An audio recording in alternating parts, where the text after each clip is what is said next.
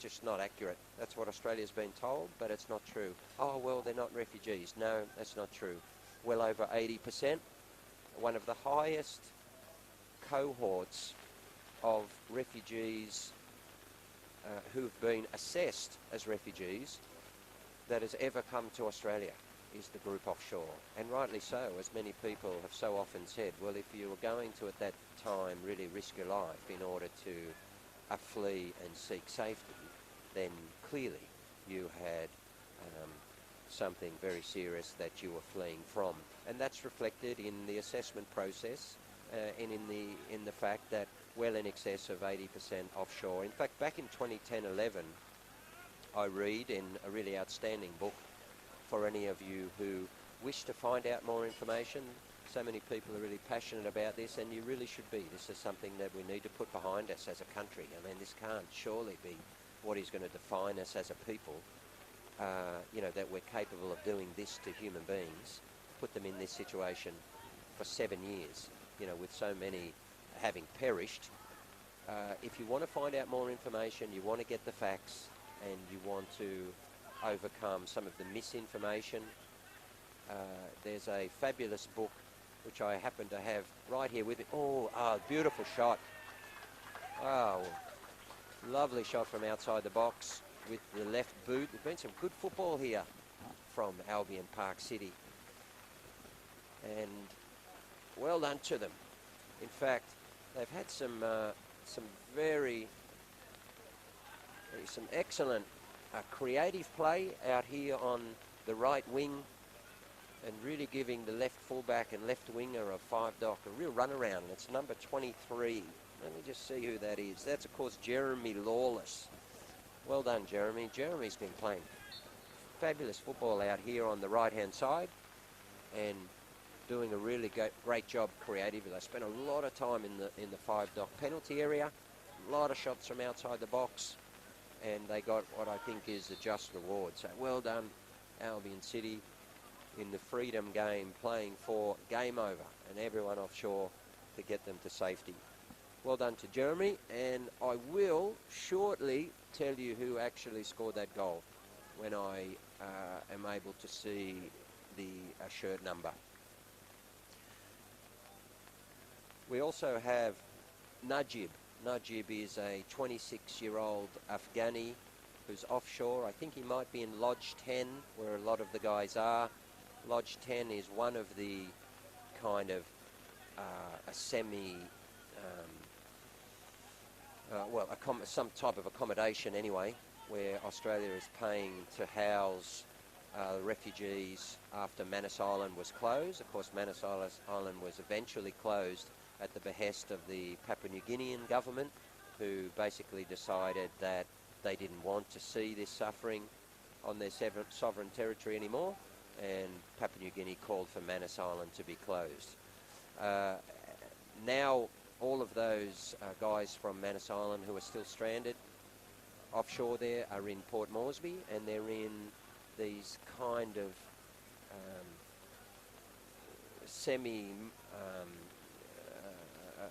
small, I'm not quite sure what to call them, to be honest, but Australia has security there.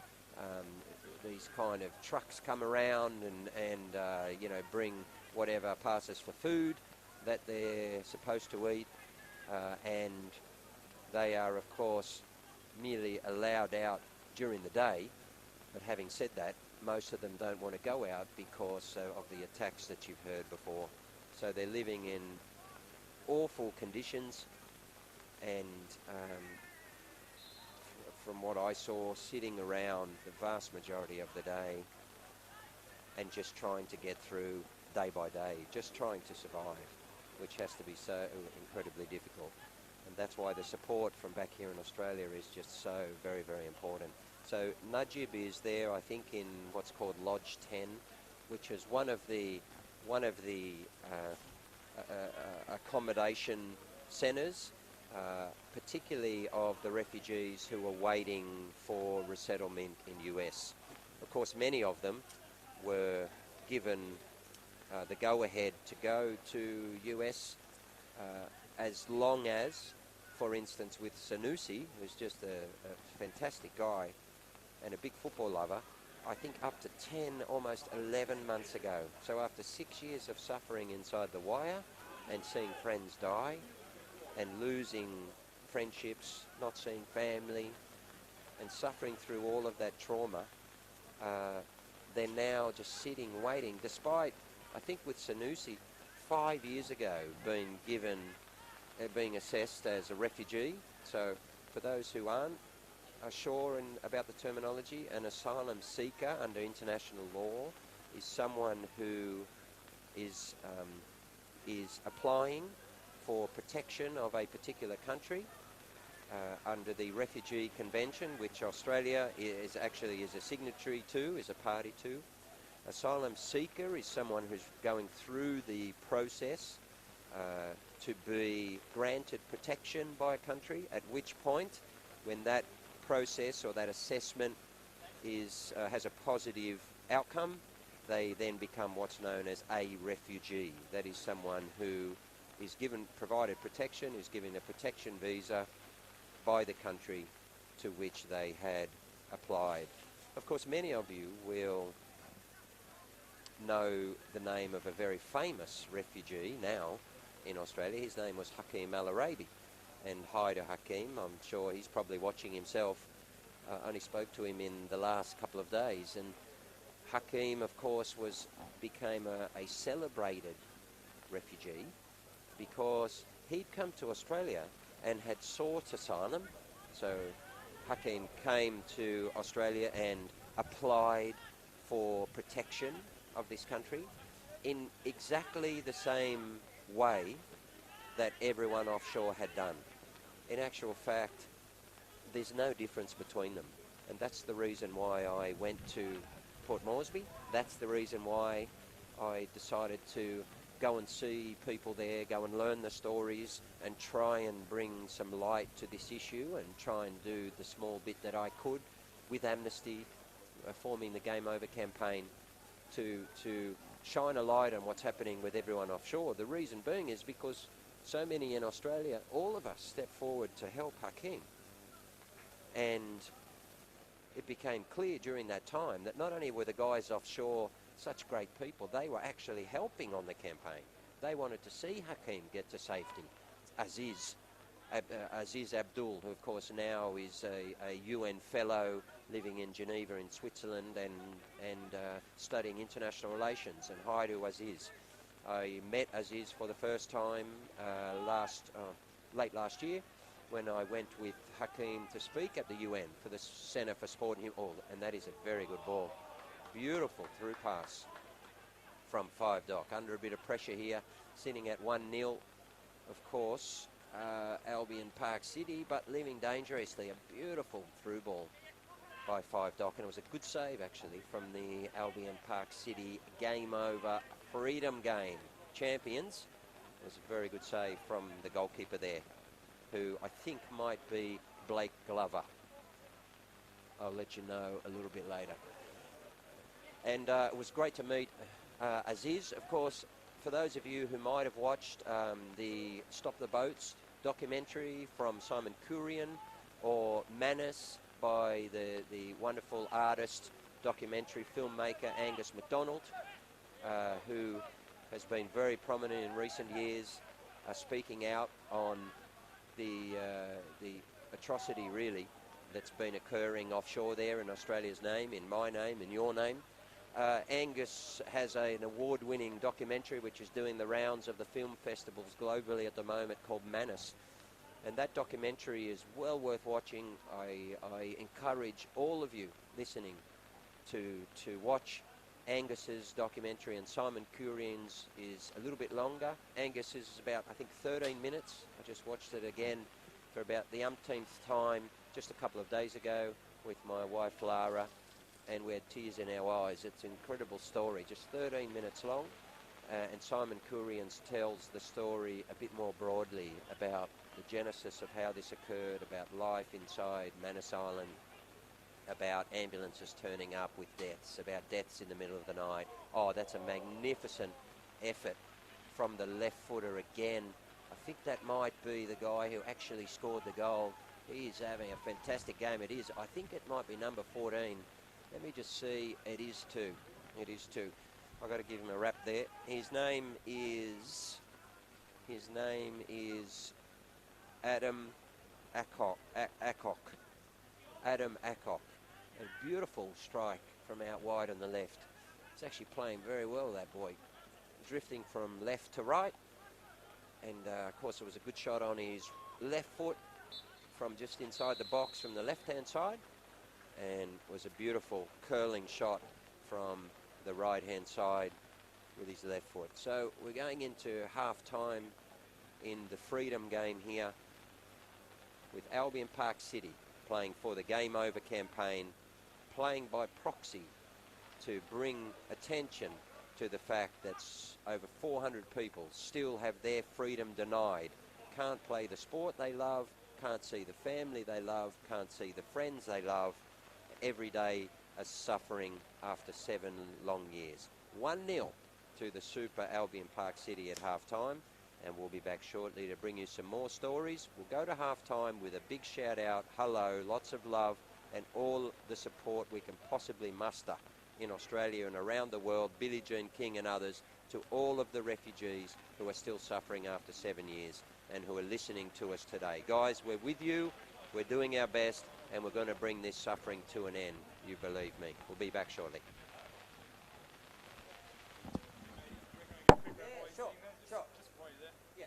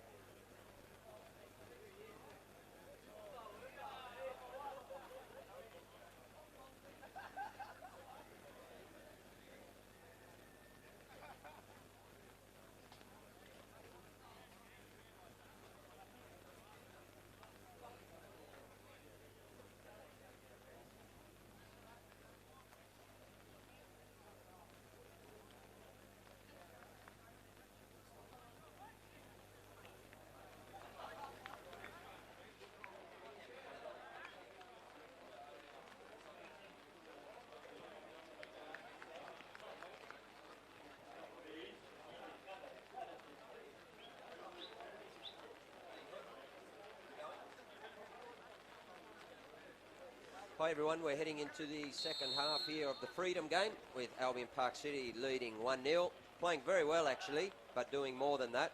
Win or lose, doesn't matter. What they're doing is bringing attention to one of the most important issues in Australia today. And even more important if you're one of the over 400 human beings still offshore after 7 years. You haven't seen your family, you haven't seen your kids, you haven't seen your loved ones, and you've suffered through the deaths of friends. You've watched trauma.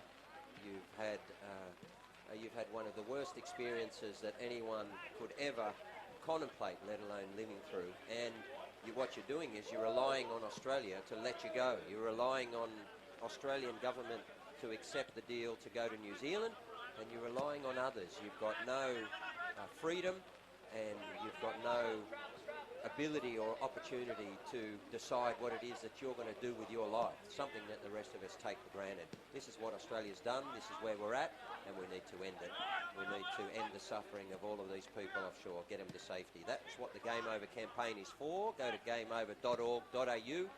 So many of you will have done. Sign the petition, upload a video message of support, and of course organisations, schools, businesses, sporting clubs, superstar, high-profile Australians and others. Billie Jean King, one of the great legends of world sport, who last week just came on board, feels so passionately about the issue because the reality is that many people around the world are copying Australia now. They're copying what we've done, and they're copying the horrible treatment that human beings have suffered. We've got to bring it to an end, Australia, and that's what the Freedom game is about. Well done to Albion Park City. They're not playing too crash hot at the start of this second half, but they did have a very good first half and are leading 1-0.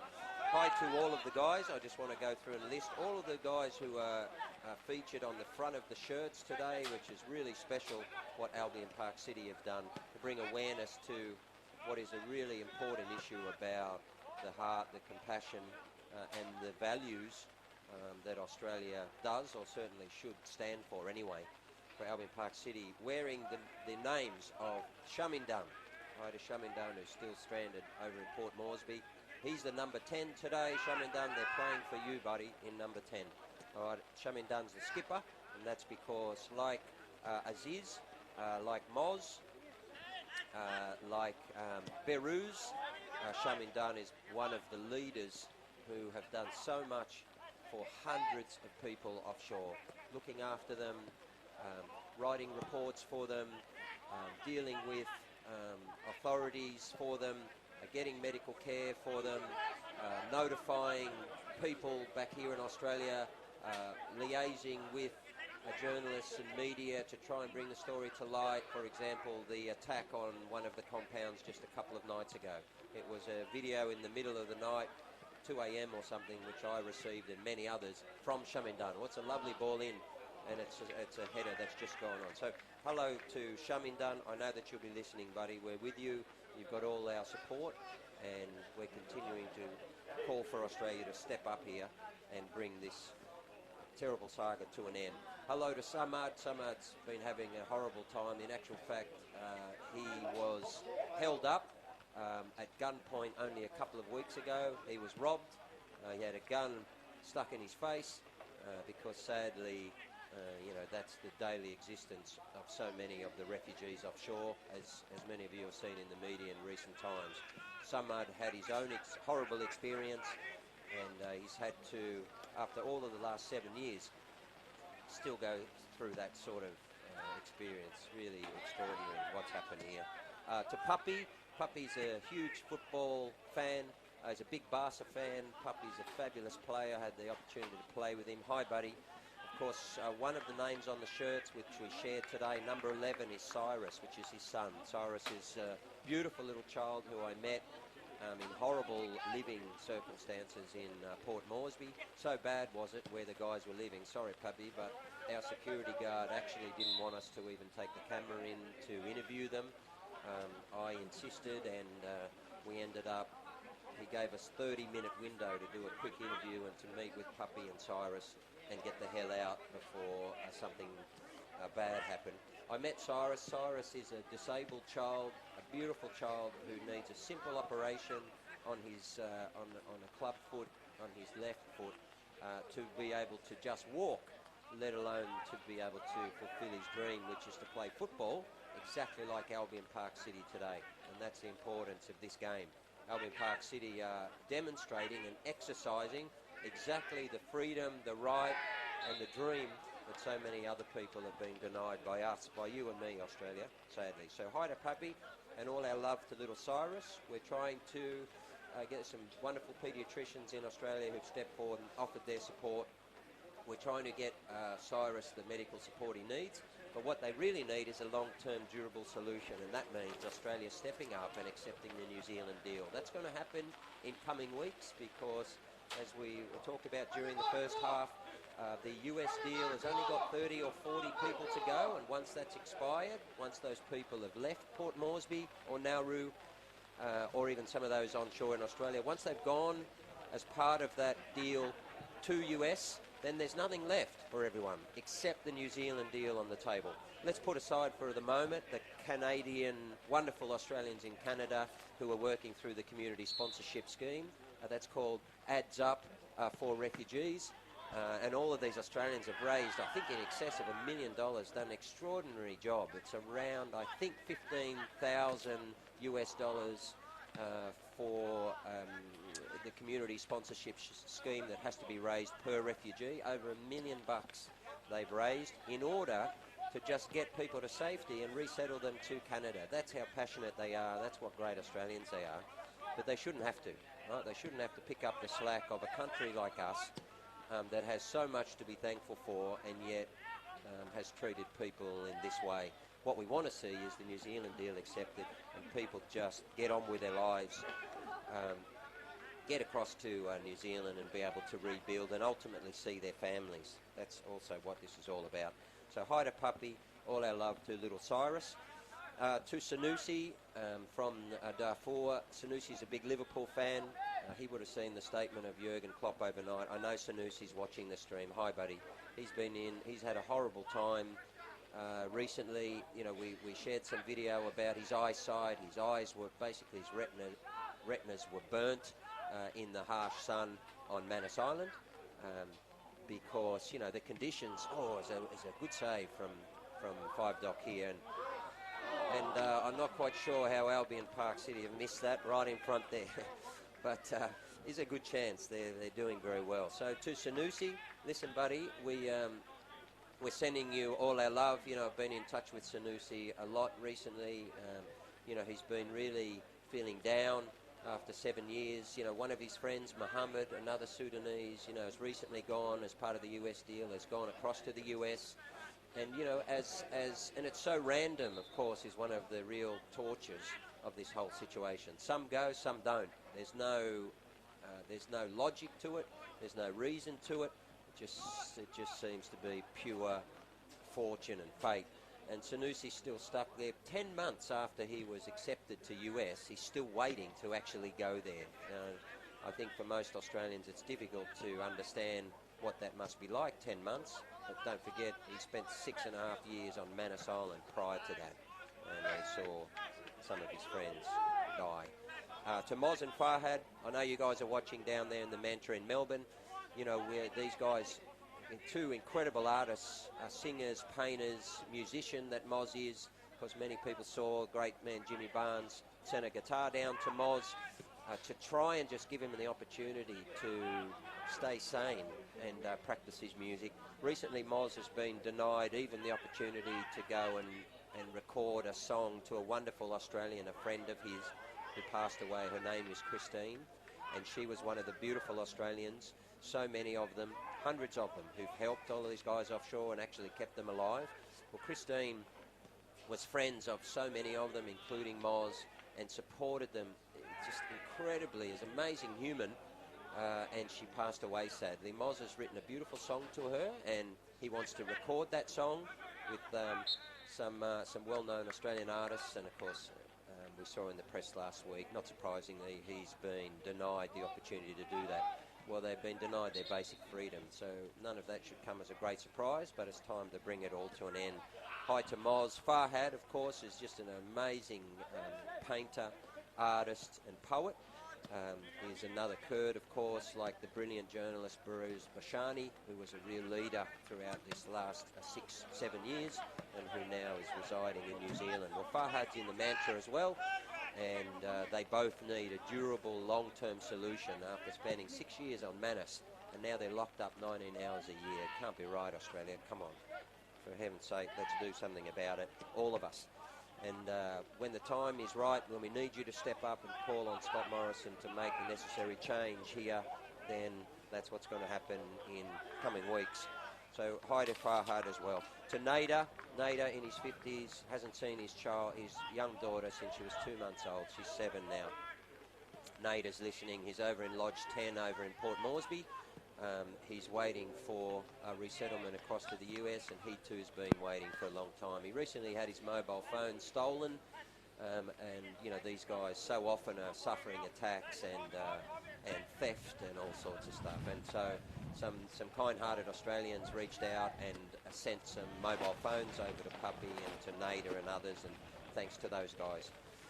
So hi to Nader, to Ezatullah Kakar, the kickboxer who still dreams of doing something, and I really pray that he's able to get on with his career, and we need to get this kid resettled. And like every athlete and all the Olympians who've stepped up on this campaign, he can go to the top of the world. Ezatullah, I know you'll be watching and listening, buddy. We're with you. And as I told you back in October, we're going to do our best, and we are. We've got over 50,000 people who've stepped up here on the campaign, and we continue to build, buddy. Don't worry, we're making some noise, and we're going to make we're going to get Australia across the line to accept this New Zealand deal. To Mohammed Reza, a good footballer, loves football, is an Afghani. Hi, Mohammed, you know, just loves the game, dreams only about playing, wanted to be a footballer, and Albion Park City are playing for you today, buddy. Najib, 26-year-old, is another footballing Afghani. Hi to you, and of course to little Cyrus, who needs a really simple operation to be able to walk. He can't walk, and even despite the fact that he's nearly 2 years old, he still can't walk, and his dream, of course, and that of his dad, is for him to play football. So hi to everyone. Once again, Albion Park City in the Freedom game doing a brilliant job, parked in 5 Docks half here, still sitting at 1-0 to the good. And hi to all of you guys who are watching. We're with you. You have all of our support. And any Australian or people around the world who are watching, please go to gameover.org.au. Sign that petition for these guys. They're fabulous people. They're innocent human beings. All they did was seek asylum. They're refugees, i.e. that means they've been proven to be refugees. So any Australian who thought to the contrary, you're just simply wrong. That's what you're being told. It's incorrect. These people had every right to do so. They have every right to their own freedom and to be able to play a game of football like this somewhere, and we hope New Zealand. All right, we're going to have a couple of guests here in the second half as well. People who have supported the campaign and been on board right from the start and just done a fabulous job. Many of you will know, of course, the legendary broadcaster and former SBS colleague of mine, and a tremendous human being. Her name is Liz Deep-Jones. She joins me now. Liz. Oh, thanks, Fozzie. Thanks for that really warm and impressive introduction. Look, I obviously am supporting the Gameover campaign because I'm a very proud Australian, but I'm ashamed of what Australia is doing to our fellow human beings. It's heartbreaking, it's saddening, it's cruel, it's unjust. I mean, it is legal to seek asylum. I cannot believe our politicians have inflicted this sort of cruelty on human beings. It's just wrong. And I'm pleading on politicians to open their hearts and be compassionate. Where is your compassion? And represent your citizens. This is not what we want. This isn't who we are. Represent us with our values. Our values about being giving people a fair go and being compassionate and remembering we all come from elsewhere. This is a country of our First Nations people, so everyone has had the opportunity, or their ancestors, our past generations, have been given the opportunity to come here and make Australia their home. All we're asking, though, is calling on the government to release the refugees so they can go to a country that wants them, not to come to Australia, but to a country that wants them. For instance, Najib, who has been in detention since he was 19 years of age. I mean, that's criminal to take away 7 years of a young man's life. It's just heartbreaking. I have a 24-year-old and I can't imagine what it would be like to not be able to go out with your friends, to meet girls or meet boys, to be studying at university, to have the opportunity to work and make a living. Where's the dignity? The pride has been taken away from these people. It breaks my heart that this is what our country is showing the rest of the world. This isn't Australia. It's not us. And these politicians need to stand up and be true to themselves and say, this is enough, we've had enough, and show your compassion and let these people go. Yeah, well said, Liz. The thing about it is we use the word inhumane quite often, you know, but what that word, and in this space, you know, around Nauru and Port Moresby now and the offshore detention, you see it a lot, right? But what does it mean? It actually means not treated like a human, and that's actually what's happened, right? The truth is that people in Australia will treat animals better than these people, these human beings, have been treated. Exactly. They're not even allowed to work. They can't study. I mean, it's just crazy. I don't understand it. The situation that they were in, the accommodation that they were in, the lack of freedom, you know, the deaths, you know, the extreme psychological trauma. You know, take for instance Moz, you know, who is such a lovely human being who's stuck in the mantra in Melbourne now for months, and of course I think Farhad's been there for 7 months. Yeah. Moz was such a lovely human being that, you know, we're sitting here under a small grandstand at this ground, and so the building that was inside Manus Island, you know, people would regularly, in the middle of the night, sometimes during the day, go up on top of the building. They climb on top of the building to jump and commit suicide. And it was Moz, who's such a lovely human being, that they would ask him to go and try and talk these people down. And I met Moz there in the first time in Port Moresby, and he was emaciated. There was nothing of him. He was ill. You know, he had horrible chest issues, and he thought it was asthma, but he didn't know because there's no medical support to find out, right? And what happened is, you know, we brought him around for dinner one night. I said, come around to the hotel. He said, I'll cook for you. I went to see him, and, you know, and he said, look, I've got this little bit of wine here. He wanted to share his wine, and that's the point. These guys, we've put them through so much suffering, and yet they're such lovely human beings. That's right. They just want to share with you. They just want to give. You know, they give each other food, they look after each other. So it's us that have been the horrible ones here. I mean, they've undergone so much trauma, and it's unnecessary. It really is. But on the other side of things, I mean, what is heartening for me is that our everyday Australians, I approach strangers on the street every single day. And everyone from all backgrounds, lawyers, teachers, university students, university lecturers, people from the corporate world, they've all come together and they've joined our campaign, Fozz, and that is heartening to see that Australians want this to stop. They want this cruelty to stop, and it has to stop. I mean, it's embarrassing for us and to the rest of the world that this is how we're treating fellow human beings. I don't understand it. I mean, I don't understand. How would the politicians feel if it was someone from their family that was put into this situation? It wouldn't happen, and this is the point, right? Is that, you know, one standard for other people and then another for ourselves, and that's exactly how people shouldn't live. That's how human beings shouldn't live. The whole point of it is that we're a global community, we're a global family, and surely there's a basic threshold, a basic standard of treatment of other human beings, of any of us, that we have to ascribe to. And a country, any country, but certainly a country like Australia, which is, you know, supposedly, you know, is democratic and has these humanitarian values supposedly at the heart, there has to be a basic standard below which we won't descend. Yeah. And when it comes to everyone offshore, we've descended so far below it. You know, it's incredible to think that this is what's occurred, but it has. That's the reality. Right. And it doesn't have to be this way, Fozz. There are other alternatives, and the government knows that, and they need to step up and change these conditions and make a difference and be brave enough to make those tough decisions, which they're not doing at the moment. Well, more Australians need to step forward as well. So, you know, ultimately, the politicians will follow the lead of the Australian people, and that's why the campaign is important, because in coming weeks there's going to be a live discussion around this New Zealand deal. As I've told everyone, you know, the US deal is going to expire fairly soon, and you're going to have over 400 people who need a solution.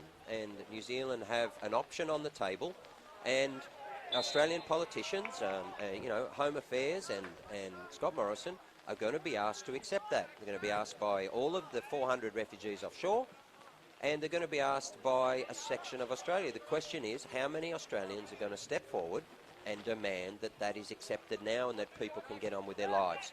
Because the politicians will follow that. That's why we've got over 50,000 people now, more coming on board, and organisations every day. And we need as many as possible, surely, after 7 years.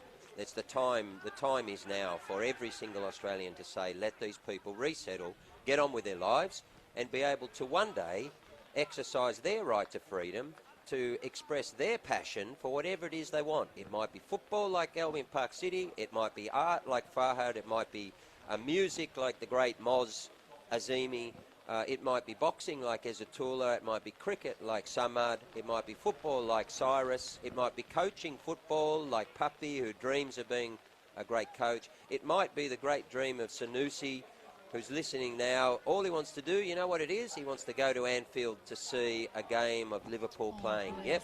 And Even I said though to I'm a him, Man United fan, I still love Sanusi. Yeah. Go Sanusi. that's all he wants to do. He Support loves you. them. He said, if I can get out and one day go to Anfield and watch the game, and I promised him, I said, listen, buddy, Oh, I'll that's get you beautiful. the ticket there. Yeah. You know, we got Craigie Johnston, we got Harry Kuehl played there. Don't worry, buddy. We've got the contacts. We'll get you in. We'll get you to watch a game, but we just need to get him free.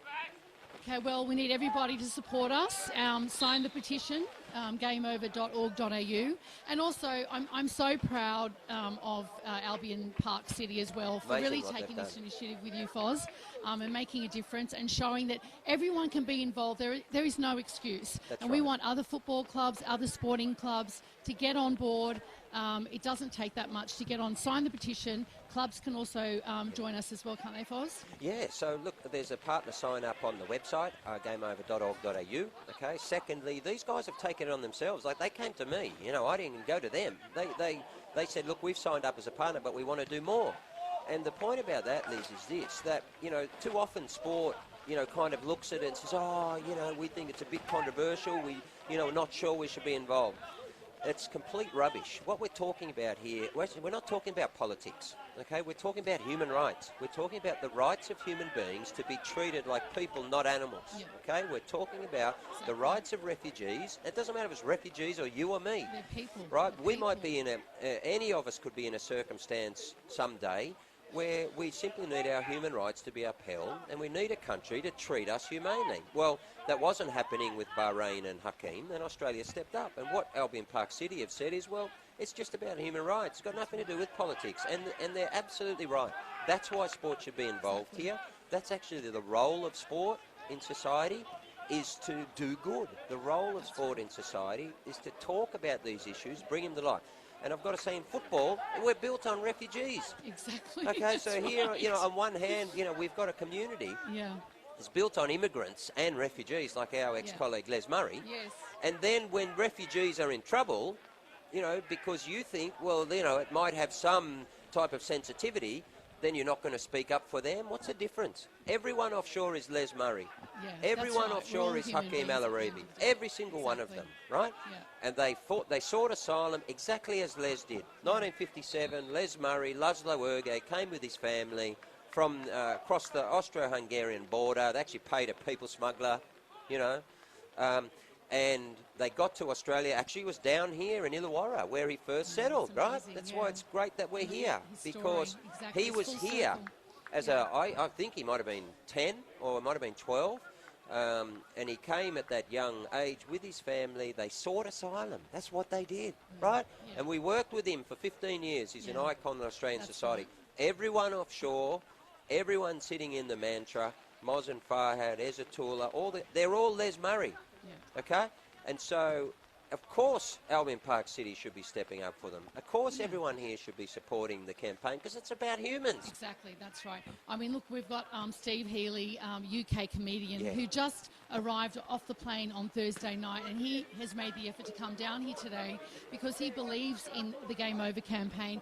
He believes in human rights and making a difference, and everyone can make a difference. Each one of us can make a difference. So I urge everyone to sign the petition. Get your clubs on board.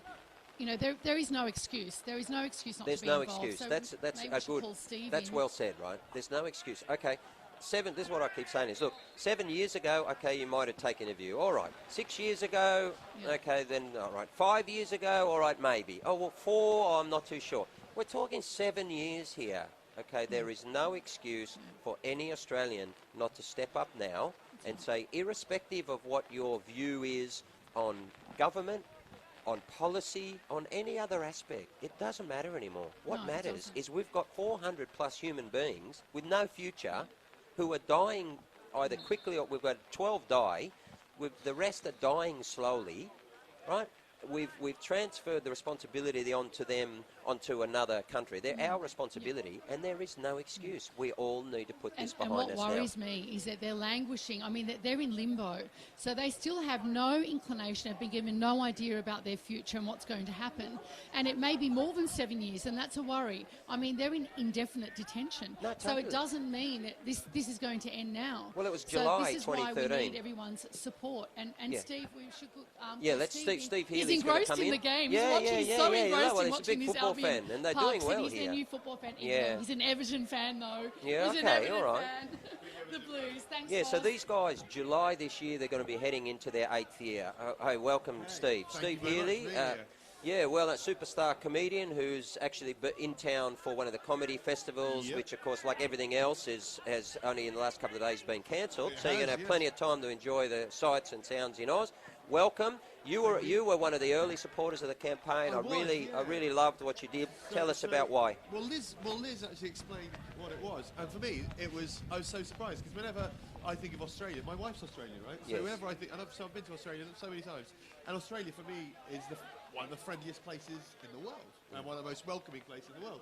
And whenever I've come to Oz, I've always just felt so welcome and so loving. And whenever you meet Australians, they're like. They're just welcoming. So then to hear about what's been going on and to hear about like this situation and what the Australian government is doing, it doesn't feel like the government is representing the people of Australia, because the people of Australia seem to me to be very different from that, to be a welcoming people, right? So then when Liz was explaining that to me, it took me a while to kind of get my head around it when she was explaining like the 7 years. It's like incredible. Oh my God.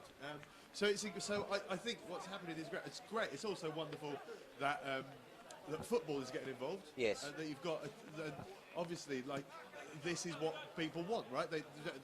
People should have the freedom to be able to come and play a game of football. Yeah, and to express your view as well. You know, sport is about more than just kicking this ball and playing well, as Albion Park City are doing, I must say. They are. It's a good game. I was getting involved. I'm a big football fan. Yeah. But sport, like you're saying, it's not just about playing football. It's not. But it's also about community. It's about doing the right thing. That's right. Isn't it? And it's about sport it's like everyone uses sport for. What a save. There is. It's a good goal, yeah. That's 2-0. Yeah, it's a very nice. Is it a goal or is he offside here? Yeah. Is it? No? What's going on? Yeah, looks like it's a goal. So yeah, it's about more than So this club, you know, Albion Park City have done a fabulous job. Last year they raised some funds for refugees as well. We played actually in this FFA Cup game. In fact, I played in it with them. Very badly, I must say, but we raised money they raised around $10,000 for refugee causes locally. Incredible. And now they're stepping out. It's really fabulous. You know, been some great examples. For instance, Bohemians FC, and hello to them. They're over in Ireland. They recently wore "Refugees are welcome." They put that on their shirt, playing in their domestic competition. It's so important because football is a language that everyone understands. Exactly. Right? And football is a language that is something that unites everybody. Exactly. Everyone loves football. And so it's so amazing when clubs actually understand that they've got a responsibility, because they've got a responsibility to get positive messages out there. That's right. When you got something I'm still trying to get my head around the fact that people have been stuck. People who have every right to be in a country, because every refugee has a right to be a refugee, right? They've To be got a right safe. to be safe, Yeah. and so it's an incredible situation, and so it's lovely to see a football team stepping up and saying, hey, we're going to take our responsibility Yeah, it really seriously. is, Yeah. really is. So And it's of course, great. you've got high-profile examples. Recently Mo Salah, and Yes. hi to Mo. Mo Salah, of course, one of the world's great players, Yeah, who recently joined UNHCR as a ambassador for refugees. In particular, I think of education and a new education program within the refugee camps around the world. And Mo is the ambassador for that, as he's doing a good job in bringing awareness. So well done to him. It's important when high-profile players step forward for difficult social It is. issues and bring awareness. It is, but it's important on every level. So even you don't need to be a high-profile footballer, do you? It can be a smaller team, it can be a smaller game. It's still, the idea is that you're bringing people together, you're creating awareness even amongst your own fan base, and that's just how it has to be. And it's something that can be done through the arts, something that can be done through comedy or through theatre, and something that should be done through sport. So it's actually a privilege to be watching these and to see the names. It's like, it's actually quite emotional. How wonderful is that? It's like wow, these guys are really stepping up and doing something. Yeah, they're really leading here, and they're I think setting a standard for human rights in sport as well, because these guys, Albion Park City, are saying, well, there's basic benchmark of what we believe Australians should be about, of the way that we should treat each other. And when we say each other, I mean everyone around the world. Doesn't matter if you come. It doesn't matter how you're coming here, right? Exactly. It doesn't matter if you're coming here or going anywhere else. There's a basic standard of treatment that we ascribe to. We will not drop below, and we will raise our voices when our own country drops below that basic standard. And that's exactly what it should be. And I think I overheard you before talking about that. It's not about politics, is it? No. It's about what's right and what's wrong, and it's about human rights, and that's exactly what it is. So, Yes. So people who maybe are thinking, maybe I don't want to get involved, because people think that everything is politics and things are maybe a little bit sensitive.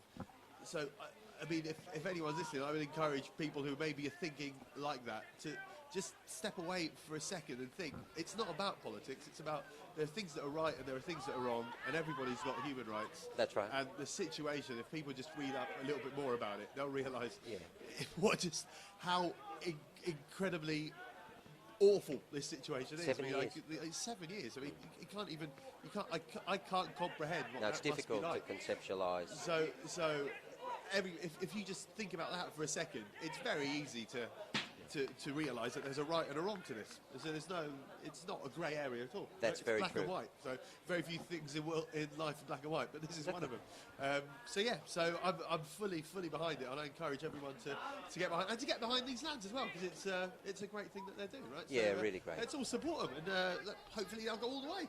Yeah, well, that's right. I mean, they look at those who are going to come through this, which is really wonderful, because that would give them another opportunity, of course, to do a Freedom Game number 2. And I mean, how wonderful would that be? Yeah, exactly. That would really be magnificent. But anyway, let's not talk too early, because although he's fallen over there, but Five Dock are coming back, reasonably strongly.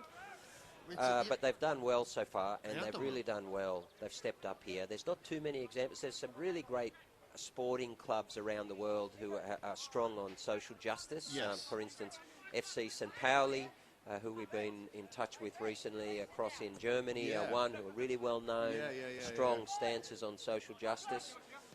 And Bohemians I talked about, with the refugees and so on. Well, I'm an Everton fan, and we're Everton in the community are quite a big kind of thing back in England, and they do lots of things for homeless people, for refugees, for people in the community as well. So it's wonderful to see teams actually taking their social responsibility seriously, right? That's what they should be doing. Yeah, totally. And it doesn't have to be. Often it's because they might have a refugee in the team, okay, or they might have some. But this is a little bit different because this is about what Australia as a country has been doing. And the thing about this, Steve, is that many people say now, they say, look, you can't say. There's a wonderful journalist actually from ABC in Australia, Sophie McNeil. She's an absolute gunner. She's a courageous journalist. She's a very strong character. I just love her, and she's got a new book coming out. It's about so many of the human rights atrocities around the world, including Yemen and others, where she spent time as a foreign correspondent. And what she says is you can't say you didn't know. And this is the point about this, okay? There's not a single Australian who can say that you did not know that there's been people interned offshore, denied their... Look at this guy on the right-hand side. Good, This is... Wow. There's just magnificent play again. He has just... he has just been doing amazing work on the right-hand touchline there. And that's Jeremy Lawless, of course, who had a fantastic first half as well. Yeah, very brilliant game. But you can't say you didn't know, okay? So you're going to have to take, every Australian's going to have to take a view on it. Yeah, Are you comfortable with the fact that there's 400 plus people offshore still, and many onshore who lived through the tragedy of Manus Island and Nauru, and who are here for medical treatment and who are locked up 19 hours a day? So are you comfortable with the fact that human beings have been deprived of their freedom merely for seeking asylum for 7 years? Are you comfortable with that as an Australian? Exactly, because these things are being done in your name as an Australian. Yeah, right? in mine. Because it's the Australian government that's supposed to be representing the Australian people. That's us.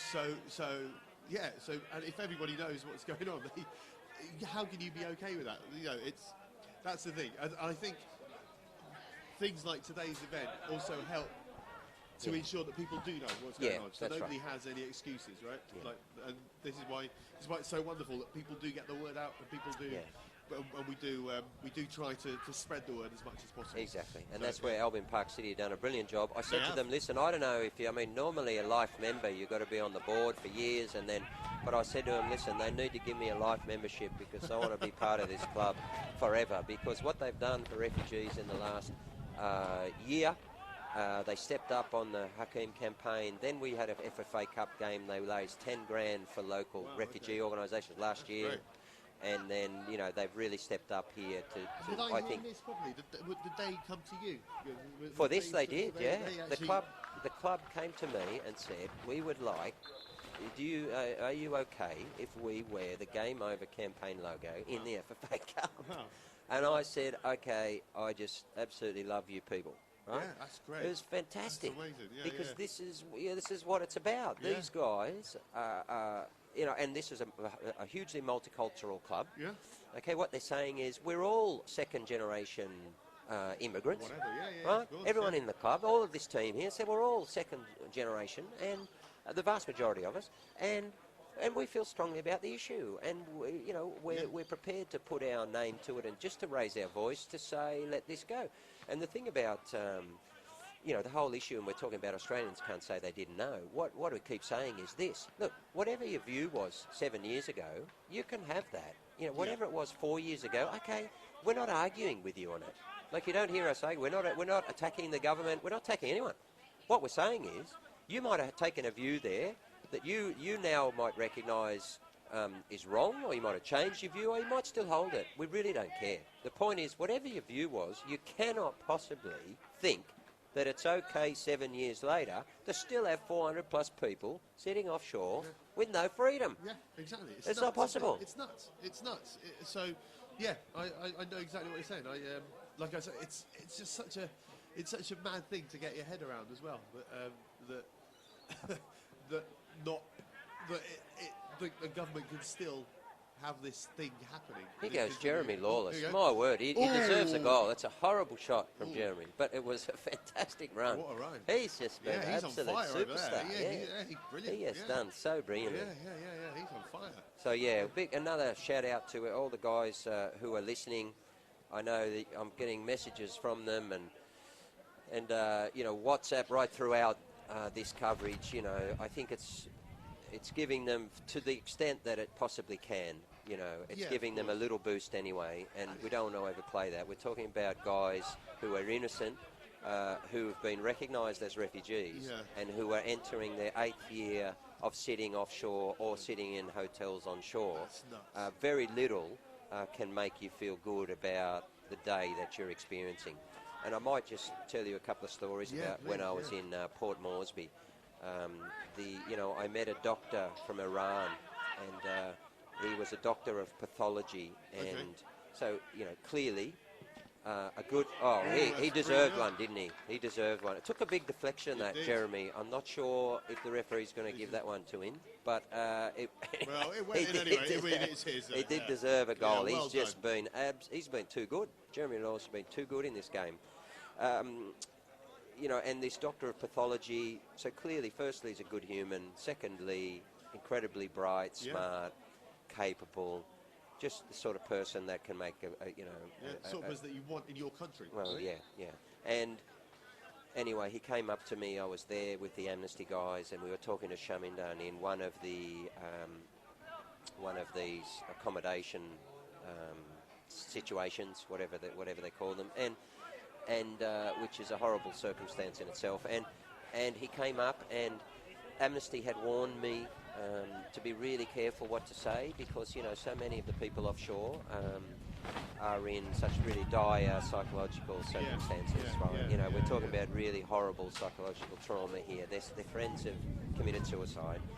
Many of them have tried themselves.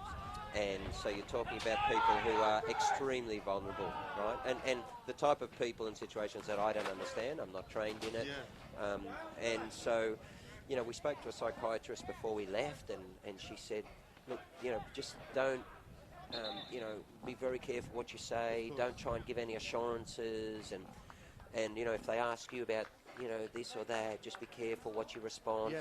And this man just came up and said, in a voice that was obvious that he was really highly medicated. He spoke really slowly, really incredibly clever person, right? Who virtually couldn't get a sentence out.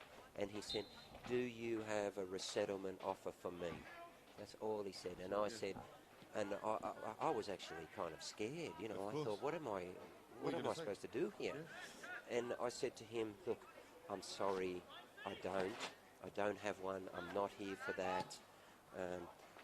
And he said, do you have a resettlement offer for me? He just repeated. He just kept repeating it. And so we couldn't even hold a conversation. That's all he had in his kind of medicated, brilliant brain was, can this person get me the hell out of this living hell, right? And, you know, and it was just a horrible experience as a you know, to see a person reduced to that, right? Oh, I'd never seen it before, and it really struck me very deeply. And the thing is, people need to understand, every one of these stories, every one of these, they're human beings, right? All of them. Single one of these. They're people, right? They're somebody's, you know, somebody's brother, somebody's sister, somebody's son, somebody's daughter, you know. Someone's like, doctor. Someone's doctor. So, so they're human beings reduced to this through no fault of their own. Like, exactly.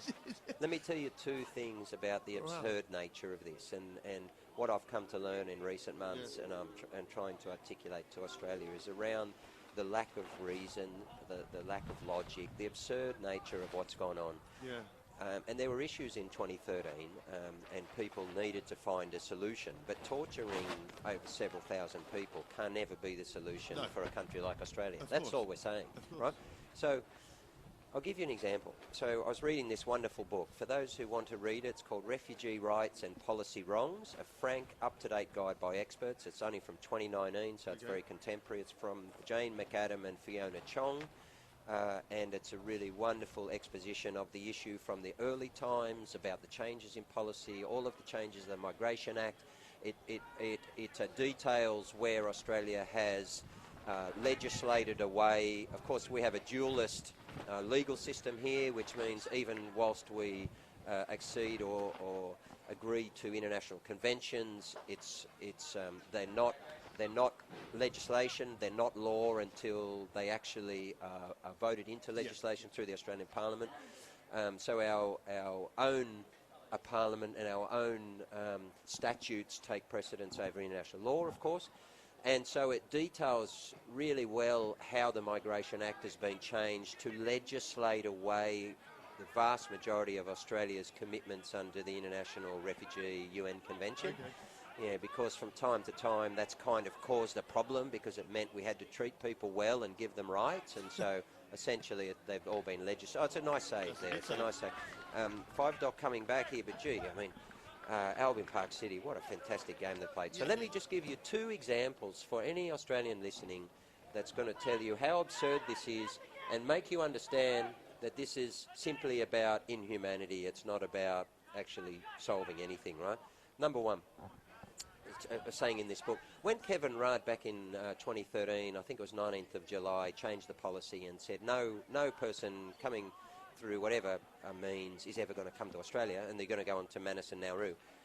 There were 1,000 people already interned offshore at that time. Wow. Okay, so on 19th of July 2013, he said, okay, these people have to then go to these islands. They're never coming here, okay? But there were 1,000 people already there.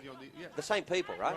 The same people, okay? So in other words, those people had just come in boats in the previous month. Right. Okay, so it's exactly the same people. Okay. It's actually the friends of these people. Right. Okay, so there were already 1,000 people on those islands, okay? What happened to those 1,000? Yeah. Because Kevin, and this is not about Kevin Rudd, because multiple governments have been involved. That's why we're leaving the governments out. We're just saying it's a human rights issue. But it was Kevin at the time. So what Kevin did was they said, well, we've got to house these people there, but it's already full. So what do Australians think happened to that 1,000 people? Because they're the same as this group. Exactly the same. So Australians have been told that all these people offshore are something. They're not proper. They're not right. They're not good. Right?